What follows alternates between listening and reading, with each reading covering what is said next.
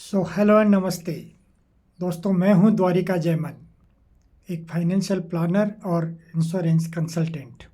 कैसे हैं आप लोग? उम्मीद करता हूं आप लोग सब अच्छे होंगे। चलो, आज के एपिसोड में हम बात करते हैं इमरजेंसी फंड के बारे में। इमरजेंसी फंड क्या होता है, इमरजेंसी फंड कितना होना चाहिए, इन सब बातों पे आज हम विचार विमर्श करेंगे। ठीक है दोस्तों, जैसा कि इसके नाम से ही पता लग रहा है कि वो पैसा या वो फंड जो इमरजेंसी के टाइम पे हमारे काम आए, उसे कहते हैं इमरजेंसी फंड।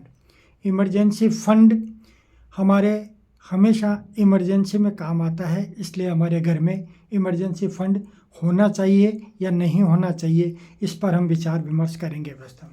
दोस्तों, इमरजेंसी फंड कितना होना चाहिए? ठीक है, तो आपके महीने का जो भी खर्चा होता है, मंथली एक्सपेंसेस जो भी है, उसका 5 से 6 गुना इमरजेंसी फंड हर समय उपलब्ध रहना चाहिए। मान लो आपका घर का खर्च 50,000 रुपये महीना है, तो आपका 2.5 से 3 लाख रुपए का इमरजेंसी फंड हर वक्त आपके पास होना चाहिए, क्योंकि इमरजेंसी कहकर नहीं आती दोस्तों। ठीक है, एक क्रेडिट कार्ड भी इमरजेंसी फंड हो सकता है क्या? हाँ, हो सकता है। एक क्रेडिट कार्ड इमरजेंसी फंड हो सकता है, एक डेबिट कार्ड इमरजेंसी फंड हो सकता है, बशर्ते कि आपके अकाउंट में पैसा हो। एक स्वाइप मोड की एफडी है, वो भी आपकी इमरजेंसी फंड हो सकती है। और एक कैश पैसा आपका इमरजेंसी फंड होना चाहिए।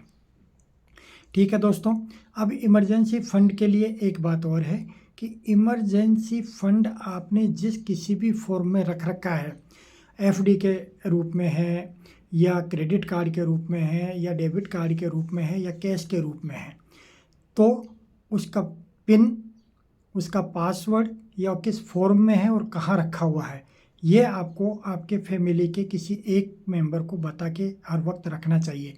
क्योंकि मान लो आप घर से कहीं दूर हो और उस वक्त पीछे से घर में किसी की इमरजेंसी हो जाए और उस पैसे को यूज़ करना पड़े, इसके लिए परिवार के किसी एक विश्वसनीय सदस्य के पास ये नंबर, पिन, पासवर्ड, ये सब उसके नॉलेज में होना चाहिए।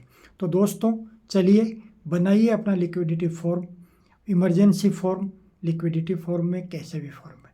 Thank you so much.